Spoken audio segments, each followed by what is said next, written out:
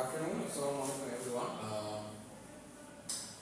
Today we will see, since we have covered our midterm exams and hopefully all of you have done well, so I believe. So today we are going to start the syllabus of the final examination, as you can see, the chapter which is the chapter number 5. So I guess you guys have understood all those chapters. So this is a continuation process from the previous chapters. So we will continue how to come up with a research process. First of all, if you look into this slide, there is the research whole process. This whole diagram actually describes the overall research process. Okay. So if you look at it, so it's actually what we are learning throughout this whole course. So this diagram actually depicts the whole course in a single page. As you can see from here, so this diagram shows it starts there a few number of steps. As you can see, there are 11 steps over here, right? So, and the first step comes up with the observation.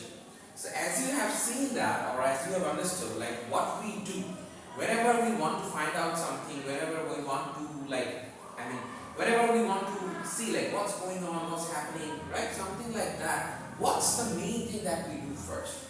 First of all, what are the main things we try to observe actually what's happening. See, something is happening at your neighborhood, right?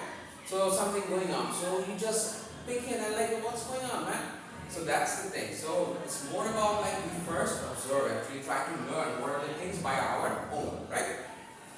So first of all, we try to gather information on our own. That is what we call the observation. So in such cases, accordingly, in the same manner, so if we consider the research process, it's the first step begins with the observation. So what do we actually observe? We may observe a broad area. Let's say a problem, what's going on, what's the problem? Say say if we observe, this is problems like traffic conditions in Bangladesh. There are many fatal accidents, right? So many accidents happening on.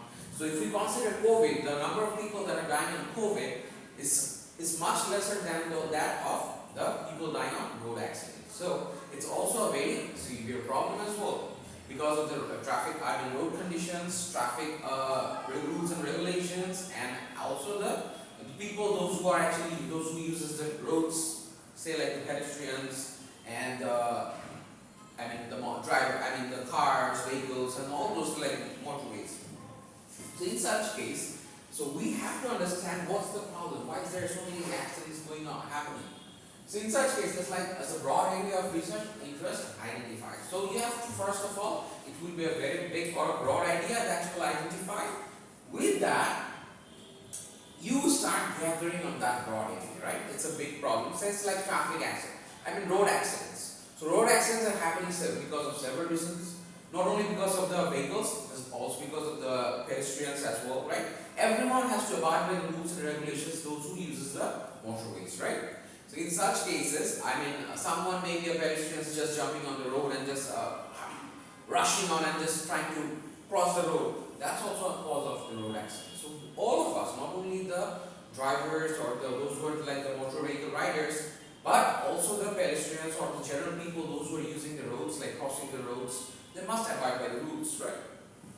So in such case, then we have to identify what are the main reasons for the traffic accidents. Why so many people are dying? What are the reasons? Say then we have to come up with the drivers training and all and everything, right? So in such case, we have to think drivers are well trained or not. Are they're physically fit, they're mentally fit, and they're able to drive, because it's a stressful job to do, right? So when if you see about the people, those who are riding, the drivers that are riding in the highways, so those are really stressful, and you have to give attention to each and every detail, right? So we have to ensure all these things, and it's there not only just one. There are thousands of drivers are riding, so assuring that all of them are physically and mentally fit and they are just doing their job, it's not an easy task to do, right? Though we have an authority, those who are providing a license that you're eligible to drive, or they have the permission to drive, but still, it's not the case. That license, how does it come, right? So it's sometimes we're just giving money and getting the license. We don't even know how to drive, and we're getting a driver's license. We're getting the authority to drive. case. So such incidents needs to be stopped, right? There should be a strict rules and regulations. If you see in the Middle Eastern countries, getting a license out there is a very difficult thing. So no, and not everyone can get it. Even if you can drive, still you have to go and you have to know a lot of things to get a driver's license out there. So that's one of the rules. So we have to make it more. We have a closer supervision on that. The people, those who are getting the driver's license, should have qualified for all the fields. Just not only they can drive, but also they understand the rules, traffic rules and regulations, and how to drive and what are the things, their mental stability and everything. Then, like as I mentioned, from just identifying the trend observation, identifying a broad problem area, we'll move into the preliminary, that is the data gathering stage, right? So if the data gathering stage, what are you going to do? So let's, how actually we can gather. So we are working on the traffic, the number of accidents that are happening in Bangladesh. So what are the causes? Several parties are involved there, right? So there are so many stakeholders, like those who are related with this issue, they're involved there. The license providing authority, the vehicle registration authority, the drivers, the councils of the owners of the vehicles, the public vehicles, general people, those who are owning like bikes, and there are like private cars, right? So many. And there are like 3-wheelers, 2-wheelers, so everything. So everyone should be taken into consideration. So it's not an easy, it's not just a small area, it's a very big area to research, right?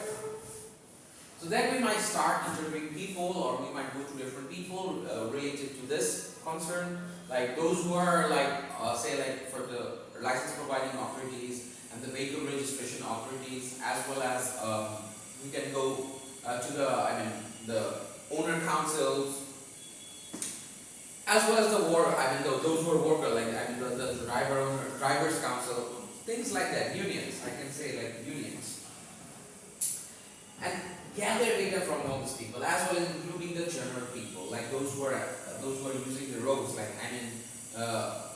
the passengers, those who are using the motorbikes, those who are using the 3-wheelers, sedans, and whatnot, everywhere. We can almost get information from there, right? Then we can come up with a problem definition. What is the problem? Actually, what's happening, right?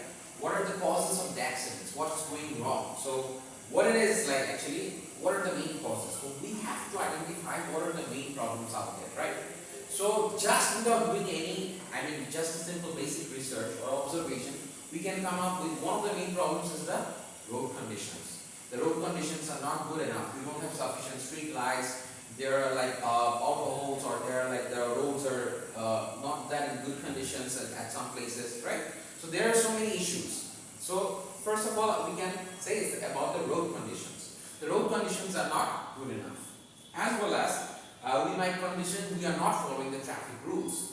We are going on the wrong sides, right? We are not abiding by the rules. The bikes are going to the walkways. So many issues. And pedestrians, not only that, so we are not following the zebra crossing rules. So we are just jumping on the street and just trying to rush out how we can cross the road. So that shouldn't be the case, right? Everyone has to follow their own responsibilities, or they should be careful while using the motorways, because it's a very sensitive issue, because one incident can take away your life. So we should be very careful, and there will be certain accidents we cannot avoid, because those are actually accidents, otherwise we wouldn't, because those are not done intentionally, so those are actually accidents, right? So we have come up with the problem definitions about the road conditions, about the traffic rules and regulations, and the lack of supervision for the vehicle, license providing authorities, as well as we have vehicles without fitness, those who are very old vehicles, those are not in proper working conditions, but they're still driving on the roads. So also we have to concern the 4 main issues, as I've said, road conditions and the traffic rules and regulations, and the license providing authorities, as well as finally those who provide the vehicles registration and looks after that we call the BRT, Bangladeshi Road Transport Authority. That is they're providing the registrations or the paperwork for the vehicles. So from this tree can help us to understand like what is the problem. First of all, we have a very big problem. That's a road problem. That's a road accidents. Road accidents in Bangladesh.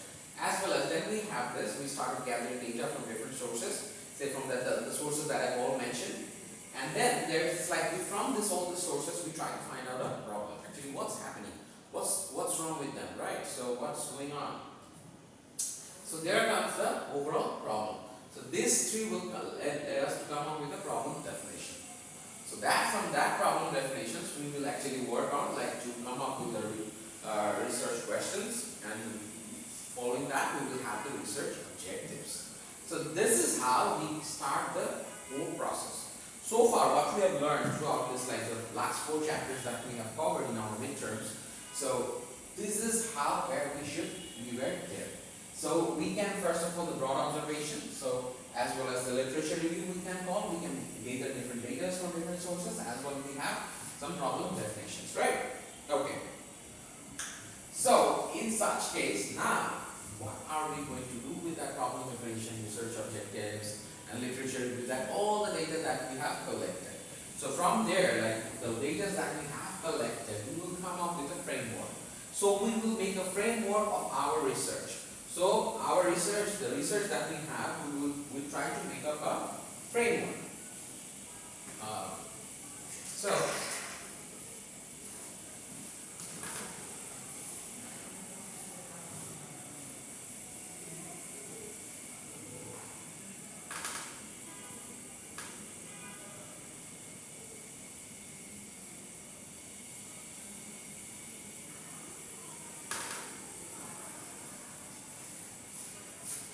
So in framework, the framework that states like the theoretical framework, as you can see, that we have to identify what are the variables.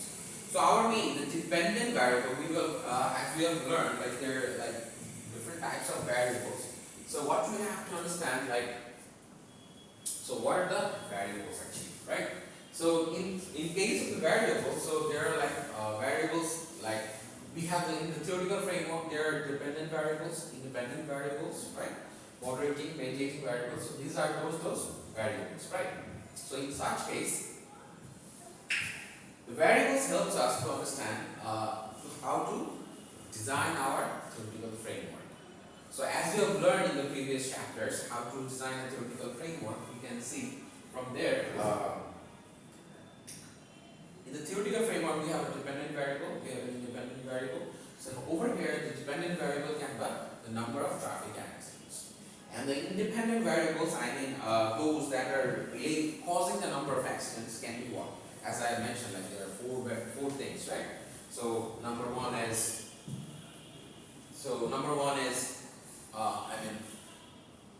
first of all, we have to road conditions is one of the causes for the number of accidents that are happening on the roads. So road conditions. Then there are like traffic rules and regulations, not only for the drivers, it's also for everyone, those who are using the roads, right? They must follow. We are not using the roads properly, even the way it's like jaywalking, right? Yeah, they're just crossing the roads haphazardly without any signals or anything. They're not using the zebra crossing. They're not using the over bridges. So these are the things that they have to follow. And then there's like we have license providing authorities, like the BRTA and also the vehicle registration authorities. So those authorities, like all these 4 factors that leads to the traffic accidents. And then there's this like moderating variables. Which might moderate. This might be the government, those who are looking after it, or might be the organizations that are working after it to reduce the number of accidents. So they can be a moderating factors because they will be the ones those who will be the producing or generating the rules and regulations, right? They will see like what are the things that they might charge fine, like we have a lot of fines, right, going on. What might happen if we might charge, as we call cases. So if they do not follow, what if we make the rules but they don't follow? What? Then what are the actions that we can take? So if they don't follow the rules and regulations, we will punish them with or just punish them or just charge them with a penalty. So they will be penalized. Okay. So they will be penalized. So once they are penalized, so what happens? What we will do? They will be penalized. So they must follow the rules and that. Because if they don't follow, they will be penalized. So they there should be people. So those are the monitoring. I mean the traffic police. I mean the traffic police or the traffic department can play a monitoring role over here. So there might be a mandatory variable as well. I mean road awareness, road safety awareness as well. So that might mediate because if we have good visibility, and visibility in the sense if we spread, if we just try to create a social awareness that we have to abide by the rules to everyone out there. So that might play a mediating role out there, right? So in that case, that can work as a theoretical framework. Can you guys visualize that? I mean, as a theoretical framework. Okay, here, Mike.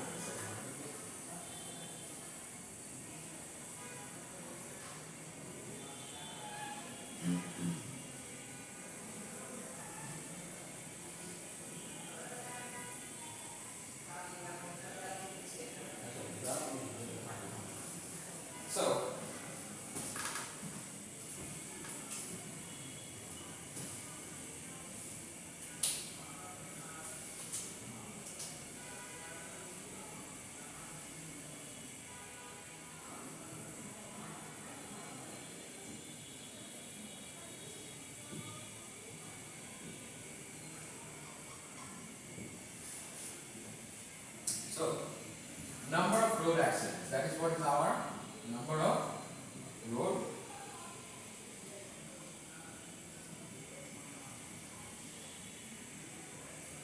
accidents, right? So that is what is our dependent variable. So this can be what are the things that we have. So we have independent variables that we have, that is like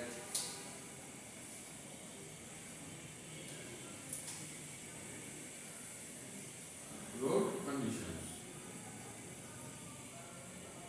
So this is one of the independent variables, road conditions. So traffic rules and regulations.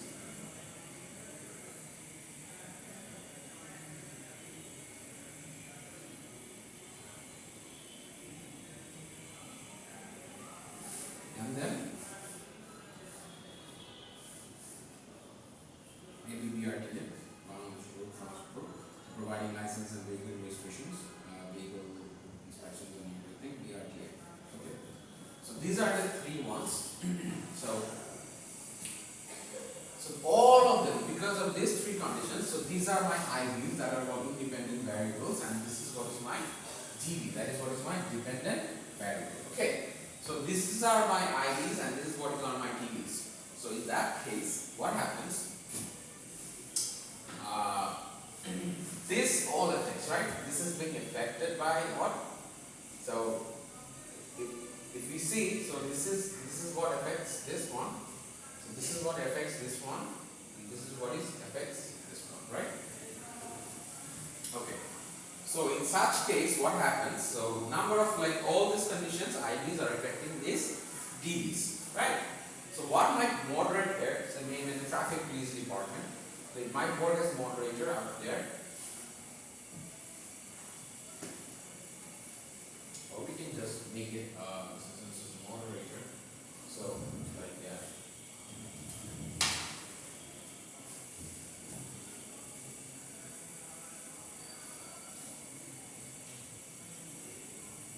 So the moderator might affect the traffic police department. Traffic police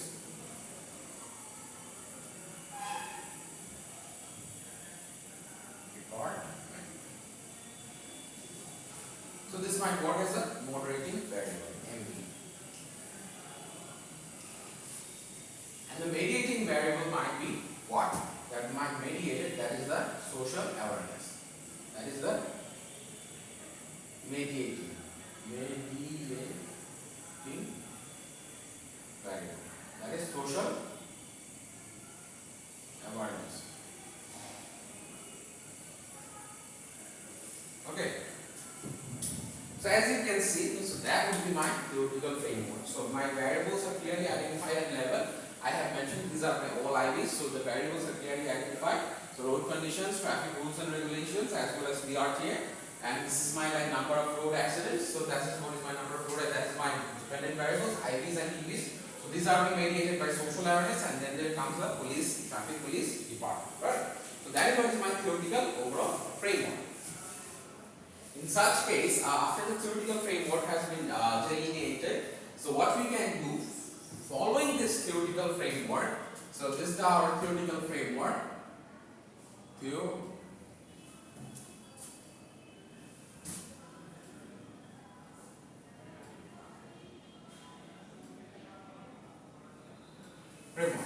So following this theoretical framework, what we can do, the theoretical framework helps us to generate the hypotheses. So how do we actually generate the hypotheses? What are the hypotheses? As we have learned in the previous chapters, so from this theoretical framework, we come up with the hypothesis. So what are the hypotheses, right? So the hypothesis helps us to see, so what are the things? So over here, we can see the hypotheses are, so the hypothesis, the relationship between IVs and DVs, the relationship between IVs and DVs are actually the hypotheses. Like what effects? So as we have learned, like we have null hypothesis and alternate hypothesis, right? Null hypothesis and alternate hypothesis.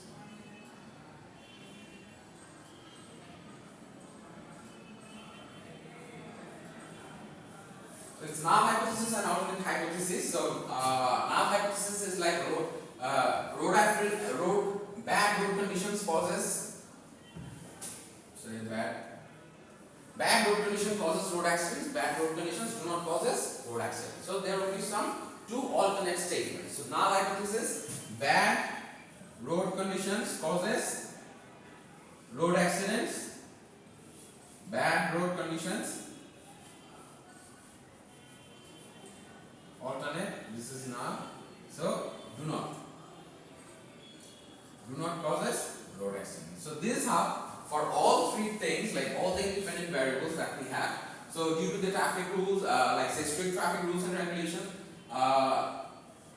traffic rules and regulations are one of the causes for the road accidents. Traffic rules and regulations are not one of the causes of the road accident. Just like saying we. And BRTA, like say BRTA is one of the causes of road accidents, and BRTA is one of the causes of the road accidents. So you get my point, guys. So like for all the three independent variables, we have this, as well as we can also relate the social awareness as well as the traffic police department. This can be formulated as well, so we can see that. So that can be done, right? So in such case, what we are going to do? Okay. So what happens over here?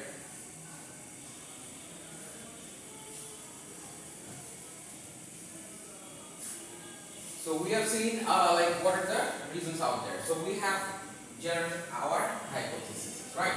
So that's what is our, from this whole process is our, what is it? It's the scientific research design. So that is the whole process what comes up with our scientific research design. So that is what is our scientific research design.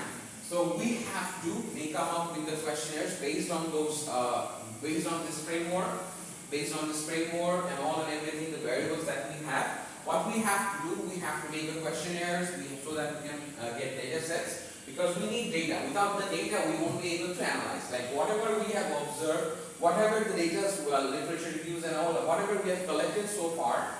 So all these things and the problem definition that we have derived, and from where we have designed our theoretical framework along with our hypothesis, come up with our hypothesis, all these things can be only tested. That has to be tested and be proven.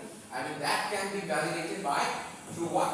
Through data collection. We have to collect the data based on this. We have to prepare the questionnaires, interviews and all whatnot. So those data we make to analyze and interpret. So that will be our work.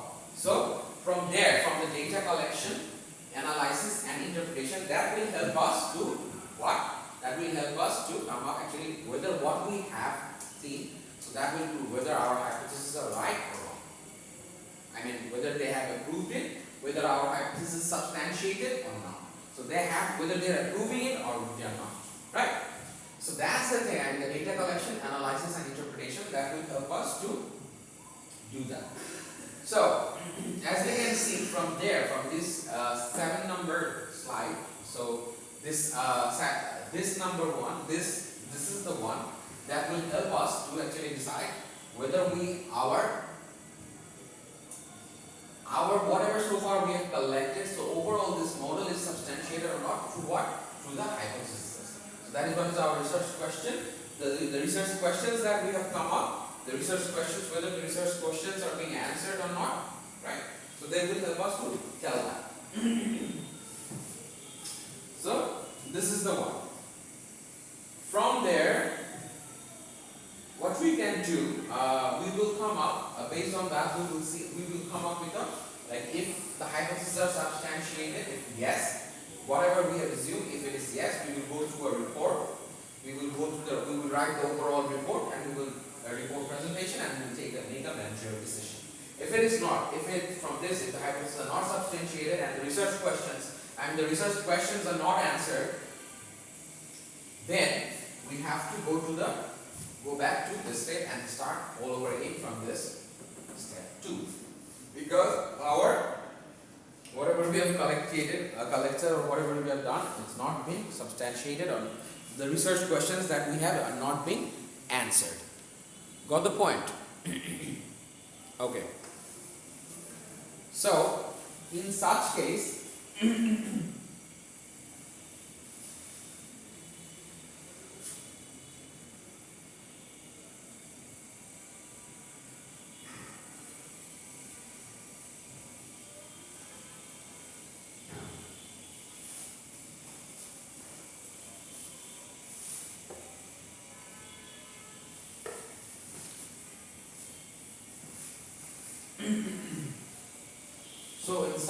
what happens, see, like, diagram of the overall research process. So if we say, so it's about, the chapter 5 is mainly about the research process. So we have shown you actually what is the research process.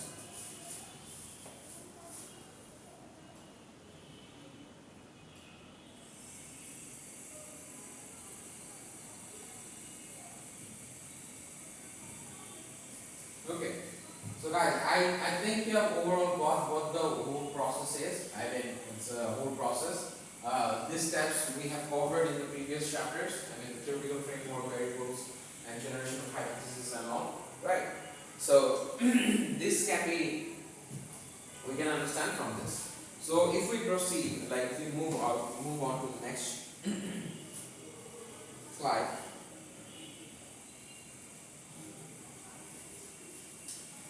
Having identified the variables in the problem situation and development, having identified the variables in the problem situation and developing the theoretical framework, the next step is to design the research in a way that the requisite data can be gathered and analyzed to arrive at a solution. What we are saying, so first of all we have identified the variables in the problem situation. What is the problem? The problem is about the road accidents happening on the roads. And developing the theoretical framework. We have to develop the theoretical framework. The next step is to design the research in a way, that the requisite data can be gathered and analyzed to arrive at a solution. So what we have to do, the research design, we have seen the research process. So what is that about the step 6? We're talking about the step 6. So that is the research design. That's the scientific research design. So the step 6 is very important. So the overall process is the research process. The overall process, we can call it as the research process. However, we can call it, and then there is the elements of research design. So there is the research design. So in the research design thing, what you have to understand, the research design, having identified the variables. So in our problem statement, we have identified the variables. So identifying those variables and developing the theoretical framework. The next step, I mean, after having the variables and all and everything and developing the theoretical framework, the next step is to design the research in a way. That the requisite data can be gathered and analyzed to arrive at a solution. So our next step will be, we have to design the research in a way. We will design the research in a way that the requisite data can be gathered and analyzed to arrive at a solution. So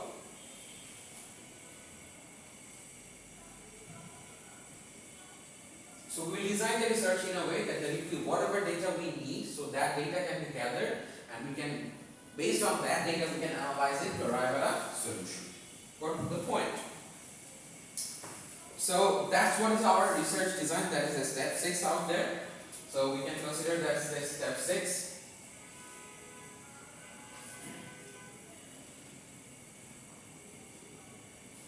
So